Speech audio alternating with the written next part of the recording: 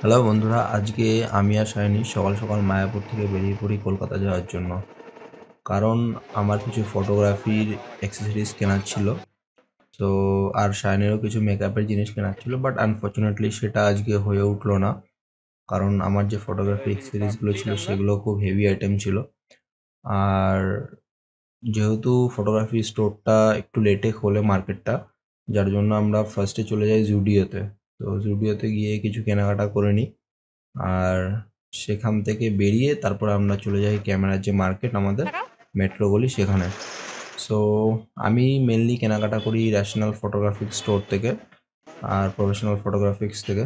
So তোমরা যারা যারা এই স্টোরটা চেনো না আমি বলে দিই, এখানে খুবই রিজনেবল প্রাইসে ভালো ব্র্যান্ডেড যে গিয়ার্সগুলো হয় সেগুলো পাওয়া যায়। আর এরা দাম বেশি নেয় না। অনলাইনে তোমরা 20% দাম বেশি পাবে, বাট এদের থেকে নিলে 10 থেকে 20% ডিসকাউন্ট হয়ে যেতে পারে, ডিপেন্ড করবে প্রোডাক্টের উপরে। সো এখানে আমি কিছু ইউভি ফিল্টার এনডি ফিল্টার দেখছিলাম। আর যেহেতু স্ট্যান্ডটা আনতে এদের একটু লেট হয়, আর স্ট্যান্ডটা এদের অন্য একটা শপে ছিল, তো মোটামুটি 15-20 মিনিট ওদের আনতে দেরি হয়। সো আমি আদার যে জিনিসগুলো আমার কেনার ছিল সেগুলো আমি ওখান থেকে বিল করে কিনে নিই। আর এই স্ট্যান্ডটা 1400 টাকা পড়ে। সো পরে আমি এটা তোমাদেরকে ভালো করে আনবক্সিং করে দেখাবো আমার অন্য আরেকটা যে ভিডিও আছে আনবক্সিংয়ের। তো তোমরা যারা এখন ফটোগ্রাফি শুরু করেছো আর যারা মেকআপ শিখছো বা যাদের অলরেডি স্টুডিও আছে, সো অলরেডি অনেক দিন ধরে তোমরা এই প্রফেশনে আছো, তো তোমরা এরকম একটা সেট হলেও মিনিমাম কিনে রাখবে, যাতে তোমাদের যে ব্যাকড্রপ আছে ব্যাকড্রপটা যেখানে খুশি সেট করা যায়। আদারওয়াইজ আমি এরকম অনেক জায়গায় শ্যুট করতে গেছি যেখানে হয়তো প্রপার মানে গিয়ার্সের জন্য মানে সবকিছু আছে হয়তো, বাট একটা স্ট্যান্ড আর একটা ব্যাকড্রপের জন্য হয়তো অনেক প্রবলেম হয়। ব্যাকড্রপটা হয়তো আমি ক্যারি করলাম, বাট স্ট্যান্ডটা তো সবসময় ক্যারি করার প্রবলেম মানে হয়ে যায়, কারণ অলরেডি অক্টা যে স্ট্যান্ডটা আর অক্টাটা থাকে সেটা আমাদের সাথে থাকে, একটা ব্যাগ থাকে। আর তার উপরে যদি এই স্ট্যান্ড ক্যারি করতে হয় তাহলে তোমরা বুঝতেই পারছো। চলো তো চলো। তোমরা এই একটা সেট কিনে রাখবে যাতে তোমাদের তুমি শ্যুটগুলো একটা জিনিস তোমরা আরো কিনলে একটা ভালোভাবে জিনিস করতে পারো, বেটার ভাবে। একটা জিনিস তোমার আর কিনে আমি হয় না। যেমনটি বললাম যে এটা 1400 টাকা মাত্র দাম, তো খুব এক্সপেন্সিভও নয়। আর যাই হোক, আমি এখানে যেটা শাইনিকে বলছিলাম যে কিনতে এসেছিলাম একটা জিনিস, বাট অনেকগুলো জিনিস কেনা হয়ে গেল। তো পকেট পুরো ফাঁকা হয়ে গেছে, আর এখন রওনা দিয়ে দিলাম বাড়ির দিকে। তো আজকে মানে ট্রেনে এতটাই গরম, আর ইভেন ওয়েদারও এত গরম ছিল, হিউমিডিটি এত বেশি ছিল ওয়েদারে যে কি আর বলবো, খুব সাফোকেটিং লাগছিল। আর বারবার আমি মাথায় জল দিচ্ছিলাম, কারণ এই 42 ডিগ্রি টেম্পারেচারে আমি খুব একটা ইউজ টু না এখন।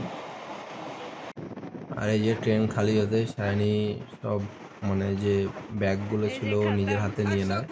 কারণ আমাদের কিছু স্টেশন নিয়েছে। অলমোস্ট চলে আসছিল, নবদ্বীপ আমরা ঢুকছিলাম। আর এখানে তো মানে অনেকক্ষণ পরে মানে ট্রেনটা খালি হয় কালনার পর থেকে। তো আমি জানলার ধারে বসেছিলাম, আর খুবই ভালো লাগছিল, কারণ 2 ঘন্টা ধরে মোটামুটি কোনো হাওয়া ভেতরে ঢুকছিল না ঠিক করে, কারণ পুরো গেট জাম ছিল কালনা অবধি। তো খুবই বাজে মানে একটা এক্সপিরিয়েন্স। আর এই যে মানে মায়াপুর ঘাটে এসে দেখছি লাইটনিং হচ্ছে। তো আমরা ফিরছিলাম অলমোস্ট মানে 11টার নৌকায়, লাস্ট নৌকা যেটা আমাদের মায়াপুরের এখন, আগে ছিল 10টা। তো এত রাতে এই খোলা নৌকাতে মানে লাইটনিং হচ্ছে খোলা আকাশের নিচে, মানে স্বাভাবিক যে কোনো মানুষ চমকে যাবে। আর তোমরা দেখতে পাচ্ছ মানে এতটাই লাইটনিং এর পাওয়ারটা যে পুরো মানে ইস্কন মন্দির সহ পুরো মায়াপুরটা দেখা যাচ্ছে। সো আজকে কি কি কিনলাম আর সেটা ডিটেলসে এক্সপ্লেন করব। তো আমার চ্যানেলে তোমরা আরেকটা ভিডিও পেয়ে যাবে, সেটা তোমরা দেখে নিও, যে ডিটেলসে ওটাতে আমি সব কিছু এক্সপ্লেন করব যে কোনটা কী জন্য কেনা হয়েছে আর কী পারপাসে ওটা ইউজ হয়। তো আশা করি তোমাদের এই ইনফরমেশনগুলোতে অনেক হেল্প হবে, কারণ আমি যখন মানে ফটোগ্রাফি শুরু করি তখন সত্যি কথা বলতে কোনো ক্লাসেস বা কোনো ওয়ার্কশপ মানে 6 মাসে একবার এরকম ওয়ার্কশপ হতো, বাট আমি কোনো ওয়ার্কশপ এরকম জয়েন করিনি, কারণ আমি খুব একটা ইউজ টু ছিলাম না এগুলোতে। আর আমি সব কিছু মানে ইন্টারনেট থেকে দেখে দেখে আমার যারা মেন্টর ছিল মানে বিদেশে, ইউটিউবে গুগলে আমি ঘেটে ঘেটে ঘেটে ঘেটে তাদেরকে ফলো করে অ্যাডোরোমাতে ওখানে দেখে মানে অনেক কিছু শিখেছি।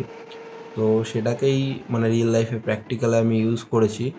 সো তোমাদের যারা ফটোগ্রাফি শেখার ইচ্ছা আছে তোমরাও শিখতে পারো, বাট মানে সেই ডেডিকেশনটা থাকতে হবে যে না একটু সময় দিয়ে তোমরা শিখবে। সেটা থাকলেই তোমরা মানে শিখতে পারবে। কোনো জিনিস তোমরা যদি সিরিয়াসভাবে নাও যে না এটা আমাকে শিখতে হবে, শিখবো, তো অবশ্যই তোমরা সেটা শিখতে পারবে। তো আজকের ভিডিওটা বন্ধুরা এখানেই শেষ করছি, আবার দেখা হবে একটা অন্য ব্লগে।